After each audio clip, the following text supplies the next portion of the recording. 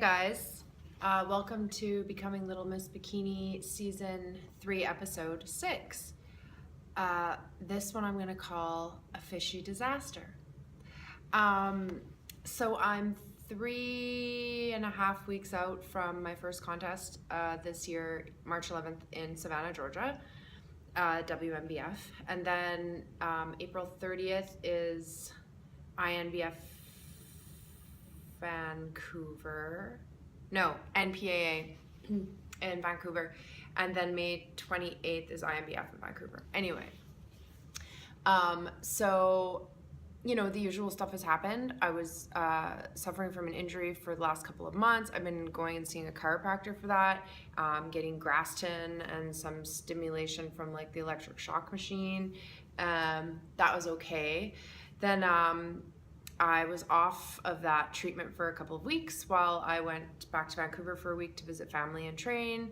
And then I was in Philly for 3 or 4 days training, and then in Manhattan working out a new business venture, a couple of them, and training there as well. And so my diet was pretty good.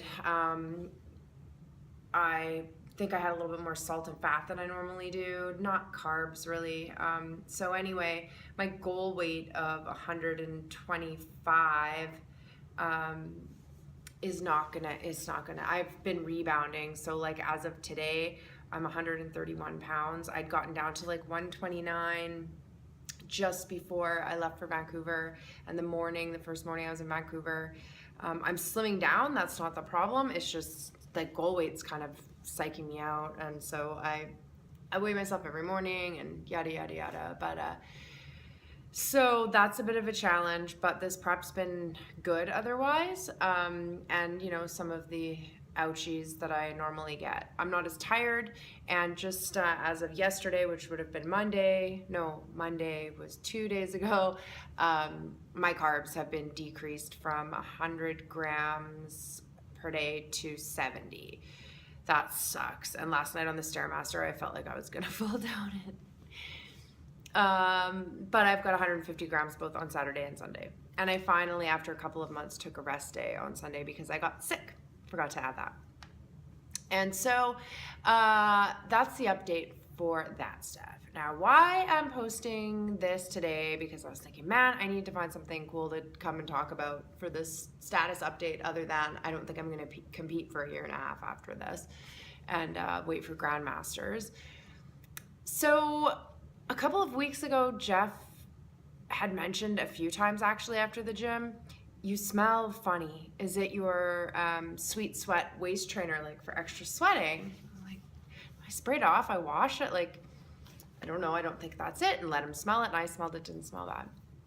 So then a few days ago, he was like, you smell like fish. And I was like, what? Oh my God. It must be because, you know, I've been to the gym. The first time I didn't think I sweat. I didn't have a shower right after, and I wore the same clothes all day and then went to the gym a second time. Ooh, okay, I'm gross. I'll shower, change my clothes at the very least if I'm really busy. So we were standing in the kitchen yesterday or somewhere in the house yesterday, and he's like, I can smell it again, I can smell the fish. So I was like, smell me, and like, I don't have my period, what the hell, like, do I have some kind of disgusting infection? So he smelled all around me, he's like, it's your eyebrows. I thought it was this product I've been putting on my eyebrows that I've been testing out for Vega Lash. So super scared. I don't normally wear deodorant. I put deodorant on, and I put on an essential oil before we went to the gym for the second session last night. And we get to the gym, and I go to the washroom, everything. I don't smell anything on me. Like, I've been using baby wipes after I go to the washroom every time and not flushing them. And they're environmentally friendly because I'm super scared of that fishy smell, being a girl. And so I get on the treadmill or the Stairmaster, and 2 machines over on the treadmill, I hear some lady say, as I'm just putting in my second earbud, do you smell fish? And I was like, wow. So the whole 45 minutes I'm on there, sweating balls, like wiping it off, just feeling like an absolute piece of crap. So I start Googling stuff while I'm on the Stairmaster, and it comes up with, and I have to look at my screen right now because I can't remember this scientific name. It's basically a gene mutation, and you need to have, both your parents need to have this mutation for you to get it, but it can happen later in life. It's called trimethylaminuria. And I'm like, well, what brings it up? Avoid foods with that in it. So milk, eggs, liver, kidneys, peas, beans, peanuts, soy products, Brussels sprouts, broccoli, cabbage, cauliflower, lecithin in anything with lecithin, or fish oil. Okay, so I don't eat any of those things. Like, no kidding, I'm not even eating soy products right now. I'm actually hand making my own seitan, and I don't think I have any soy, like more than maybe 4 ounces a week. It can't be that. Then there's like trimethylamine oxide in like seafood, cephalopods, crustaceans. I don't eat seafood. People on antibiotics, laxatives, or people on antibiotics can sometimes have it.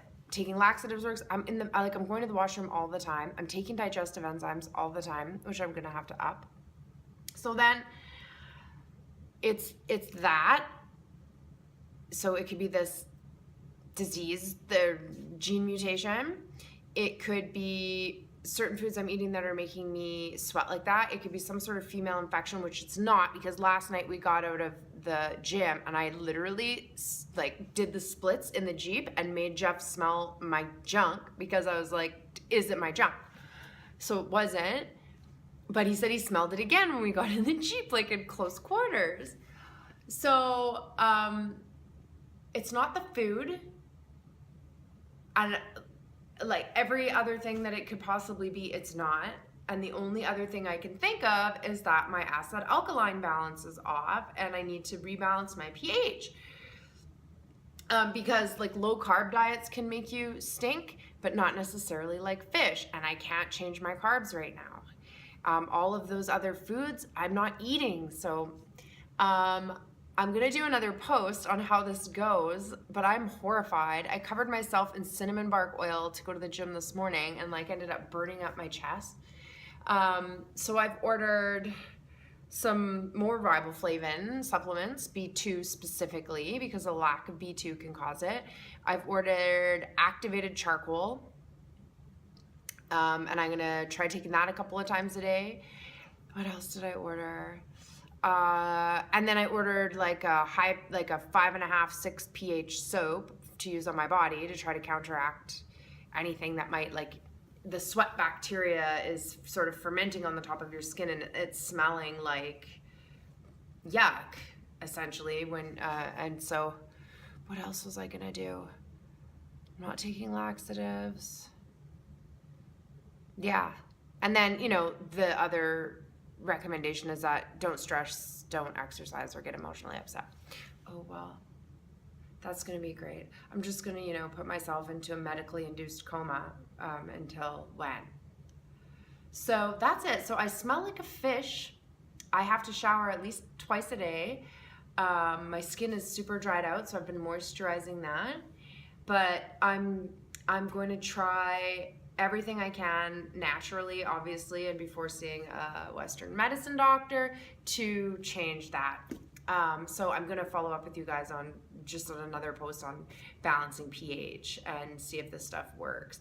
Also, the other thing with red meat is that it's full of branched chain amino acids, which are really great for you, and a lot of people who bodybuild take them so that you can sort of, especially in the cutting phase, well, really, you can take it anytime, just to fill your body with those amino acids and stop it from attacking its own protein for fuel.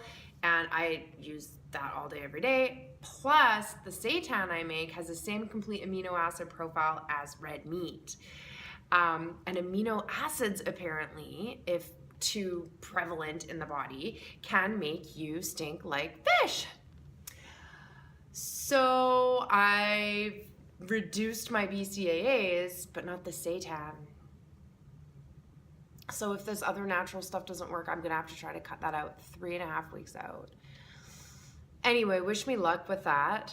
It's the stinkiest prep I've ever had. This is an adventure. You must watch all of these episodes because there's always some bullshit. Stinky Fish Sasha, 3.5 weeks out from the WNBF Iron Eagle. That's my biggest update I have for you right now. Other than, you can now purchase my brand new cookbook for pre-sale on ebook or soft cover, Cures in the Kitchen, Plant-Based Food That Heals. It's 30 recipes and it's sort of a medicinal, medical twist. It gives you a lot of information about how food is medicine and a little bit of enlightenment on the types of regular foods you're eating every day that are good for your body. As an herbalist, I'm totally into trying everything natural and from the earth. Obviously, with this latest conundrum, I will definitely follow up with you on those solutions. But the cookbook is sort of my pride and joy. I just finished shooting the cover on Monday, and so it's got a temporary cover. If you go to have a look for it in my store on my website, it's www.foodmedicinelife.com/shop. And you can purchase it there for $9.99 on ebook or $29.99 on softcover. And right now I'm shipping globally, so please do go take a look. It'll also be available on Amazon pretty soon, and the new cover should be attached to it and ready for printing by the end of next week. And so I will be able to start satisfying paper copy, softcover copy orders by mid-March at the latest, barring any unforeseen circumstances. So anyway, this fishy cookbook author wants you to have a fantastic day. Check out my website, check out my new offerings. I have a bunch of new free stuff on my website, so please do give it a look. And thanks for watching. If you've had the same experience, please let me know what you did, because as far as I've Googled, I haven't found much. So I'd appreciate any of your input. Have a lovely day. Peace.